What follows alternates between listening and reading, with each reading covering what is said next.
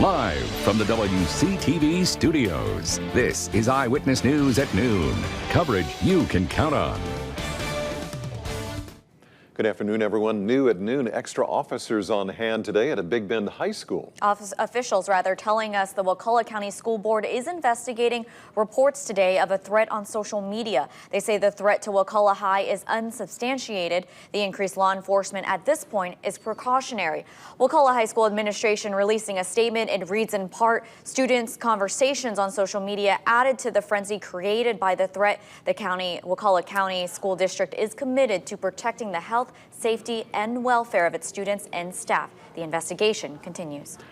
Less than a week after a bank heist, police make an arrest in connection with a holdup at a Tallahassee bank. 30-year-old James Lawson charged with robbery. This was the scene last Wednesday morning at Capital City Bank on Capitol Circle Northwest. Employees say the suspect came in demanding cash and implying he had a weapon. These surveillance photos and tips from the public helping authorities to track him down. The same bank was held up in March and June of 2015. And in Valdosta, a man's under arrest after armed robbery there. Police say Daryl Robinson held up a comic shop Monday afternoon. The owner of Cool Comics on North Ashley Street told police Robinson held him at gunpoint, stole money from his wallet, and took cash from the store's register. Robinson was later tracked down and taken into custody. We're getting a first-hand look of a Sunday pool party that ended in gunfire in Tallahassee. This is video submitted by one of our viewers. Tallahassee police are releasing that 2 men have been hurt in this. The injuries in the shooting not serious. Police say it happened a little before 7 Sunday evening. Residents telling us they heard a lot of gunshots and saw huge crowds of people trying to leave the party and the complex. Police have still not named any suspects. Valdosta police investigating an overnight incident after a juvenile reports he was shot at by an unknown suspect. This happening in the 900 block of West Street. The juvenile saying the gunfire struck a vehicle nearby. Thankfully, no injuries reported. The incident lists the juvenile, 2 women, and a man in their 20s as victims in the aggravated assault incident. An update on the West Mims fire that's burning in the Okefenokee Wildlife Refuge. The blaze now burning over 48,000 acres near the Florida-Georgia line. It's only 8% contained. The smoke may soon affect people as far away as Jacksonville. More than 430 personnel are battling the flames. Fire officials say it could take up to 6 months to extinguish that fire. For somebody like Travis Rudolph, I think the appreciation of the outpouring of support that he's receiving is crucially important to helping him get through this. The Florida State community rallying behind one of their own, an outpouring of support for former wide receiver Travis Rudolph after news of his father's death. Well, Daryl Rudolph was found suffering from a gunshot wound at a strip club where he was working on repairs on Friday. A co-worker was removing a gun from a shelf in another room when the gun went off. That stray bullet hitting Daryl Rudolph in the neck. He was taken to the hospital where he later died. No one is being charged in the incident since officials say it was unintentional. Travis is expected to be a late-round pick in this year's NFL draft. This is what the Lighthouse Children's Thrift Store looked like just 2 months ago, a pile of charred debris. 3 people accused of torching the place trying to cover up a burglary. Now, new furniture and a new building to house the thrift store. The owner telling us their mission is still the same, helping troubled young women with the money raised through the store. The new temporary location on the 1500 block of South Monroe Street, less than 2 miles away from their old location.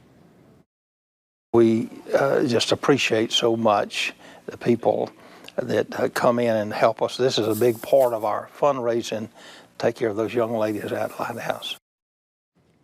Hudson says they're planning to rebuild at their old location. They're hoping to finish construction by the end of the summer.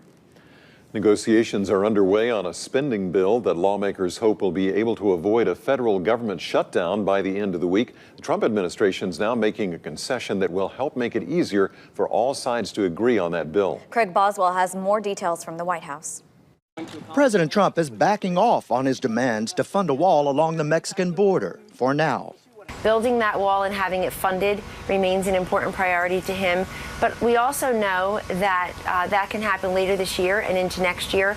The president had been asking Congress to include money for his wall in the spending bill being negotiated on Capitol Hill, but convincing Republicans made that a tough pitch. The 2,200-mile wall doesn't make a whole lot of sense. There's not a big appetite for that. In exchange, Democrats are likely to agree to increased spending on border security and surveillance.